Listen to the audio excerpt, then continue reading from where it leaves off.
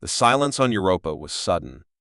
One moment, the colony buzzed with life research drones hummed through the ice fields. Children laughed in low-gravity domes, and scientists spoke of possibilities beneath the frozen crust, and then came the flash. It wasn't a warning, not even a ripple on sensors. Just light. Blinding, white-hot, and final. The Exelvari Empire struck without a word, without a message, without even acknowledging Earth's presence in the galaxy. Over 300,000 human lives disappeared in seconds, and the transmissions from Europa were cut mid-sentence. On Earth, people watched the last blurry feed researchers screaming as light consumed the screen and then static. The Terran government declared mourning, but the galaxy offered only silence. The Galactic Assembly, filled with 100 alien species, gave vague condolences. The Exalvari delegate denied involvement, and no sanctions followed. Earth's ambassador, a calm woman named Elira Quinn, stood alone in the assembly hall and held up a single image of the blast's aftermath. "If this is ignored," she said, "then so is our place in your order." Her voice echoed through the marble chamber, but no one answered. Earth's people cried, raged, and waited. Then the silence from Earth deepened, not of grief, but preparation. In the black depths of the Keeper Belt, where old warships slept under ice, forgotten satellites blinked to life. These ships were not part of any public defense fleet. They had no names, only numbers. They were built during the Cold Horizon era, when Earth feared alien contact before peace came. They were illegal under assembly law. But now they rose. The Terran Defense Union, a ghost fleet believed dismantled decades ago, was reactivated under Protocol 8 Black. Captains were called from retirement, AI tacticians reconnected to war databases, and prototype weapons long buried were retrieved and primed. The TDU didn't speak to Earth's leaders. It didn't need approval. It had its own code, written after the first Mars rebellion and sealed with the blood of its creators. If Earth is attacked without cause, retribution must follow. Not with speeches, but with silence. On the surface, Earth cities continued as normal news reports offered calm analyses. Governments denied rumors of war, but across encrypted channels, fleets moved. The Exelvari believed humans would grieve and wait, maybe send another ambassador, maybe ask again for help. But they underestimated something core to human nature, something buried in every generation that had survived war, plague, loss, and fire. Humanity could bend, could suffer, but it would never lie down and be forgotten. Captain Rhys Calder stood at the helm of the dreadnought Vindicator, the flagship of the newly awakened TDU as it floated above Neptune's orbit cloaked by gravitic distortion. He had fought in asteroid skirmishes, seen pirates at the edge of known space. But this was different. This wasn't defense. This was warning. Not spoken. Shown. Their first destination was Varnak Outpost Exelvari Supply Hub, located deep in a blind zone near a neutron star. It was a place where secrets lived and humans weren't supposed to know about. But humans knew. The TDU had been listening for decades. Calder's ship wasn't just armed, it was angry. Every missile, every railgun, every drone had Europa etched into its targeting protocols. Behind Vindicator, 24 vessels, stealth cruisers, hunter drones, interdiction ships fell into formation. No fanfare, no speeches, no glory, just focus. As the fleet moved into silent warp, Earth watched with breath held. No citizen protested. No leader objected. Every human, whether on Luna or Mars, Titan or Earth, knew that this was not just vengeance. It was declaration. The last peaceful image transmitted from the TDU fleet was of Europa's surface, a frozen graveyard now, where twisted metal lay half buried in ice and the sun never rose. The story of Europa wasn't over. It was being rewritten, not with ink, but fire. And as the Terran fleet vanished into the stars, humanity sent no message to the galaxy. Just a single silent signal pulsing from Earth's orbit every 10 seconds, "We're coming." The stars above Varnak Outpost pulsed cold and bright, hidden deep in a dead zone of space, where few signals could reach and even fewer dared to listen. Varnak was not a place for diplomats or traders, it was a Fortress built in secret, circling a neutron star that bent time and space, its deadly radiation shielded only by alien technology. The HFY kept it off official records, but it was real, crawling with warships, armored drones, and elite guards trained for only one purpose: control. They believed it was untouchable. No enemy could detect it, and even if they could, no one would be bold enough to attack it. Until the humans arrived. They came without a sound, emerging from subspace like ghosts slipping through the cracks of reality. 25 ships, all black and jagged, coated in adaptive armor that made them invisible to the outpost's sensors. No alarms sounded. No patrols noticed. The Terran Defense Union's fleet surrounded Varnak in complete silence, like wolves closing in on prey that had not yet smelled danger. Captain Rhys Calder stood on the bridge of the Vindicator, eyes locked on the holographic map showing the outpost and its defenses. His voice was steady, calm, almost cold. Weapons, hot. AI, you have command authority. Begin Operation Ashwake. The ship's artificial mind responded with a whisper, activating every system without a flare. No light left the hull. No noise traveled. The attack began with EMP clusters, launched at the perimeter sensors. They didn't explode, they unraveled, silent and dark, corrupting the outpost detection grids with false readings and looping data. Cameras saw nothing. Guard posts heard nothing. The HFY had no idea death was already walking through their corridors. The first explosions came 3 minutes later, deep inside Varnak's power core, as human infiltration drones cracked open the fusion lines and reversed polarity. The lights flickered, dimmed, and then failed. Backups tried to engage, but every system was infected with Terran worms' malicious code wrapped in alien signatures, designed to mimic friendly data until it was too late. Panic spread through the outpost. Officers shouted in their strange language, scrambling to contact the central fleet. No signals went out. Every antenna had been jammed, every transmitter spoofed. Outside, the Vindicator launched kinetic rods, tungsten spears, moving at a fraction below light speed toward the station's hangars and command spire. The rods struck without warning, no explosions, just clean impacts that tore through armor, hull, and metal like paper. One moment the hangars were whole, the next, they were drifting apart in pieces. The few fighters that tried to launch were disabled mid-air by pulse disruptors, their engines going dead in seconds. No ship escaped. Inside the base, HFY troops engaged the invading drones in confusion, but the machines were too fast, too coordinated, and too intelligent. Programmed with Earth's entire military history, they fought like ghosts appearing from vents, using shadows, disabling life support systems, turning the station against itself. Fire spread in the barracks. Vacuum swallowed the labs. Even the cryochambers were breached, releasing freezing mist across control decks. It wasn't a battle, it was dismantling. Rhys Calder didn't smile. He didn't cheer. He watched, face locked in grim silence, as the outpost broke apart in stages. He remembered the screams from Europa, the stillness after, and he thought of the families who had never buried their dead. This wasn't just about war, it was about message. The galaxy needed to see what happened when humanity was pushed too far. At the heart of Varnak, the HFY commander tried one final move. He activated the outpost's core self-destruct sequence. But nothing happened. The command was rejected. A new name appeared on the control screen. TDU override confirmed. The commander's last breath was a scream, cut short as the floor beneath him shattered, and he was pulled into the vacuum. 20 minutes after the first move, Varnak outpost ceased to exist.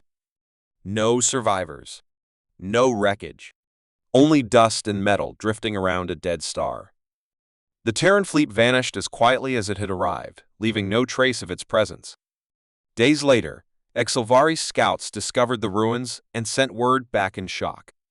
The High Council of the HFY Empire demanded answers, blaming pirates, sabotage, anyone but humans. But the truth came faster than they expected. At the next emergency session of the Galactic Assembly, Earth's ambassador Elira Quinn entered the chamber alone. She placed a data cube on the central podium and said only 3 words: play the footage. What followed was unedited, high-resolution video of Varnak's destruction, every move, every strike, every silence. The delegates watched in frozen horror as the mighty outpost was reduced to nothing. When the lights came back on, Elira spoke again. "We warned you. We begged for peace. You answered with blood." This was not an act of war. This was a demonstration. Her eyes scanned the room. If any power thinks Earth will bow again, remember Varnak. If you doubt our will, test it. But know this, we will not attack first. We will finish last. She walked out of the hall, leaving behind a room filled with species that had once laughed at humans, now whispering in fear. Across the stars, Varnak became a name spoken in hushed tones, a story shared by captains and commanders as a warning. Something had changed in the balance of power. Humanity was no longer the youngest voice in the room. It had become the quiet one, the one you didn't hear coming until your walls fell in. And somewhere in deep space, Rise Calder looked to the stars ahead and said softly, "One target down." Next. The galaxy didn't know what to believe anymore. Varnak Outpost had vanished, completely erased, and the most advanced species in the Galactic Assembly had no answers. No explosion logs, no distress calls, not even fragments of metal left in orbit, just silence and a deep, growing fear. Whispers spread fast from one star system to the next. Some said the humans had used forbidden weapons. Others believed the Exilvari had faked the event to justify a war. But most feared the truth that Earth had done it, and they had done it alone. In hidden assembly meetings, intelligence officers replayed the footage Elira Quinn had shown, frame by frame. They tried to find flaws, digital edits, false signals, anything that could prove the footage was a bluff. But every scan confirmed it was real. The Varnak facility, once thought untouchable, had been taken apart with clean, calculated precision. Not with rage, but with terrifying control. The Exilvari, humiliated and furious, launched a quiet investigation, sending a covert fleet to patrol near Earth's outer colonies. But they found nothing, no warships, no energy spikes, no movement. It was like the Terran Defense Union had disappeared. Even Earth's own public broadcasts were calm. News channels spoke of unity, rebuilding, and peace. Leaders made no threats. Not a single human official admitted involvement in Varnak, but no one denied it either. It was the silence that unsettled the galaxy most. The humans weren't boasting. They weren't celebrating. They were simply watching. Waiting. Behind closed doors, panic took root. The Exilvari demanded the Assembly Act, but no one was eager to challenge Earth now. One by one, other species who had once mocked humanity began updating their border defenses. Peace treaties with Earth were quietly reviewed. The Tarsari Republic, once a strong ally of the Exilvari, suddenly pulled out of a joint military project and sent a diplomatic envoy to Earth instead. Fear was spreading faster than truth, and the truth itself was hard to face because no one truly knew how Earth had done it. The Terran Defense Union was supposed to be a myth. Old warships built during Earth's most paranoid days. They had been retired, dismantled, erased from military records. But now, it was clear that someone had kept them alive, hidden beyond the reach of satellites and spies. The TDU had planned this for years, maybe decades. And if they had one fleet, who could say how many more waited in the shadows? Back on Earth, Elira Quinn sat in a quiet room deep beneath the Assembly Dome in Geneva, her expression unreadable as she listened to encrypted reports from TDU Command. No action had been taken since Varnak. No further attacks. No warnings. Just data collection. Earth's strategy was not open warfare. It was control through uncertainty. Let the galaxy wonder. Let them doubt. Let them fear the silence more than the sound of guns. But not everyone was fooled. In the Rim Worlds, an old pirate king named Vale Trin claimed he had followed a Terran scout vessel through a warp gate near the Vale Nebula. His crew tried to tail it using cloaked ships, but one by one, their systems shut down. No alarms, no signals, just sudden dead engines, and then nothing. Days later, His ship reappeared at a repair station with a message burned into the side of its hull: "Do not follow." The pirate refused to speak further, vanishing into deep space, but the story spread like wildfire. Something strange was happening, and Earth was at the center of it. The HFY, unable to sit still, began organizing a fleet bigger than any launched since the War of Seven Suns. Hundreds of ships, thousands of drones, planetary siege weapons, and elite shock troops, all set on a single purpose: show Earth that they could not act without consequences. Their commanders believed force would remind the humans of their place.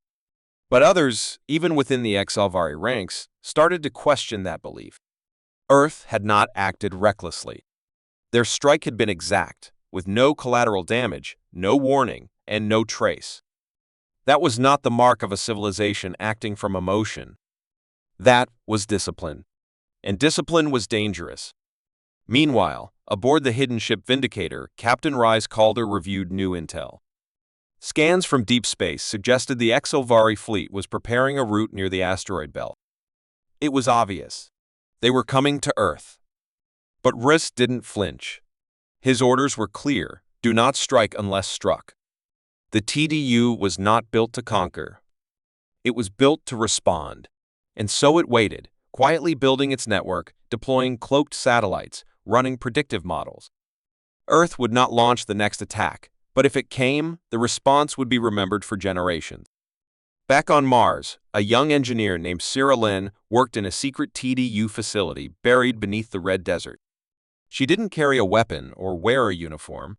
Her job was to improve the fleet's silent drive systems, the tech that let Earth's warships move without leaving a trace.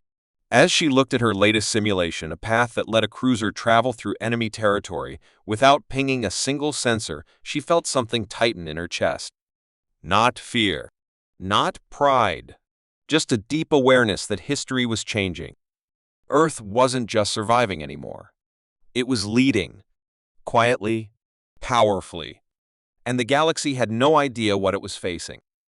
The truth was, humanity had learned its greatest strength wasn't noise. It was silence. Because silence made others listen harder. And in that stillness, the warning was louder than any gunfire: attack us again, and you will see what true restraint looks like when it's finally broken. The third moon hung in the black sky like a silent witness, its barren surface scarred from countless conflicts, but nothing had prepared it for what was coming. The HFY fleet moved with purpose, thousands of ships converging from every star lane, their long, slender hulls reflecting the cold light of the distant sun as they formed an immense armada above the moon's fragile atmosphere. Their goal was clear: this moon was a vital communications relay point, controlling the data streams that linked Earth's outer colonies to the home world, and cutting it off would blind Earth's defenses. Captain Rhys Calder stood again on the bridge of the Vindicator, his face lit by the flickering glow of tactical displays. The Terran Defense Union was ready. Every system was operational. Cloaked cruisers drifted in shadow, hunter drones prepared for rapid strikes, and orbital defense platforms waited silently beneath the surface. The TDU had chosen the third moon to make their stand not on Earth's surface, but far enough out to hold the line and send a message. As the HFY fleet arrived, they expected a swift victory. Their first wave of bombers moved in silently, sleek craft designed for speed and stealth, dropping plasma charges aimed at the relay stations on the moon's surface. But the TDU was waiting. At the precise moment the bombs entered the atmosphere, the orbital defenses fired a synchronized burst of railgun slugs, laser pulses, and missile interceptors that tore through the incoming craft before they could release their payloads. Explosions painted the sky with brilliant colors, but no fires reached the stations. The HFY flagship commander snarled, ordering his ships to engage in full assault. Space erupted in chaos. The TDU ships moved like shadows, weaving through debris, striking from unexpected angles. The Vindicator launched swarms of micro-drones that infiltrated enemy hulls, shutting down engines, sabotaging weapon systems, and turning the HFY's own vessels against each other. On the ground, stealth squads landed to secure relay hubs and repair any damage. The battle was brutal and fast, a dance of light and shadow that neither side dared to lose. Yet even as the fight raged, a new threat emerged. Deep beneath the third moon's crust, hidden from scanners, a dormant weapon waited. It was an ancient device left by a civilization long gone, its purpose unknown, but its power undeniable. The HFY, desperate to turn the tide, activated it, sending a pulse that warped space and twisted gravity, threatening to collapse the entire battlefield into a singularity. Panic spread on both sides as ships were tossed like toys in a storm. Captain Calder ordered an emergency retreat, but the weapons field trapped several TDU vessels. In that moment, the humans showed their true strength. Utilizing advanced AI synchronization, the Vindicator coordinated a daring rescue operation, guiding trapped ships out of the gravitational distortion with precise calculations and risking its own safety. With the fleet regrouped, Calder made a decision. The ancient weapon had to be neutralized. He led a strike team to the surface, racing against time and collapsing terrain to reach the control core. The soldiers fought through HFY defenders and unstable tunnels, their path lit only by their determination and the eerie glow of the weapon's core. Finally, they reached the control panel and disabled the device, collapsing the warping field. As the battlefield steadied, the Terran fleet regained its advantage, pushing the HFY forces back with overwhelming precision. The enemy flagship was destroyed in a brilliant flash, and the remaining ships retreated into the void, leaving behind a shattered but victorious human force. The third moon survived, its surface a testament to the fierce defense and unyielding will of humanity. Back on the Vindicator, Captain Calder looked out into the silent stars and whispered, "This was only the beginning." The galaxy had seen Earth fight not with wild fury, but with cold, calculated resolve, and the message was clear: attack Earth again, and this is what you face. The stars above the Galactic Assembly's chamber twinkled cold and distant as the delegates gathered for what many called the most important meeting in generations. The destruction of Varnak Outpost and the fierce defense at the third moon had shifted the balance of power, leaving the galaxy uncertain, uneasy, and deeply aware of Earth's quiet strength. Ambassador Elira Quinn entered the Grand Hall, her presence commanding attention without a word. The room was filled with representatives from dozens of species, some still nursing wounds from the recent conflicts, others eager to avoid the fire they feared Earth could unleash again. The HFY delegate, eyes narrowed but face composed, took the floor to demand harsh punishment, to rally the assembly against what they called human aggression. But Elira raised her hand, silencing the hall with a calm that held the weight of years of loss and preparation. She spoke plainly, her voice steady and unwavering. Earth did not seek this war. We did not strike to conquer, only to defend what was taken from us. She outlined the destruction of Europa, the betrayal by the HFY, and the silent warning that followed through Varnak and the battle on the third moon. The room listened as she revealed humanity's secret, the Terran Defense Union, a fleet hidden for decades, not for conquest, but for protection. We do not wish to escalate, Elira continued, but if our survival is threatened, we will act decisively and without hesitation. A hush fell over the chamber as the delegates absorbed the message. The silence wasn't a threat, it was a promise. The galaxy understood that Earth was no longer the young, vulnerable world it once was. It was a force tempered by pain, patience, and purpose. Slowly, conversations began, quiet negotiations, tense exchanges, and the crafting of a new understanding. The Treaty of Silence was born, named for the unspoken warning Earth had sent through its actions rather than words. Under this treaty, no species would attack Earth or its colonies without facing immediate and overwhelming retaliation. In return, Earth pledged restraint, promising no unprovoked aggression and a commitment to peace, provided its boundaries were respected. The treaty included strict measures for transparency in military activities near Earth and shared monitoring to prevent misunderstandings that could lead to conflict. Elira watched as the delegates signed the treaty one by one, knowing it was fragile but necessary. Outside the chamber, across the stars, Earth's fleet remained hidden but ready. Captain Rhys Calder received the news with a nod, his expression unreadable as he prepared his ships for whatever came next. The galaxy was quieter now, but the calm held a tension beneath it, a reminder that peace was not a gift, but a balance held by vigilance. For humanity, the Treaty of Silence was more than a diplomatic victory. It was the proof that in a universe full of noise and chaos, sometimes the loudest message was delivered in silence. And as Earth's people looked up at the stars, they understood that the final warning had been heard, and that their place in the galaxy was no longer questioned but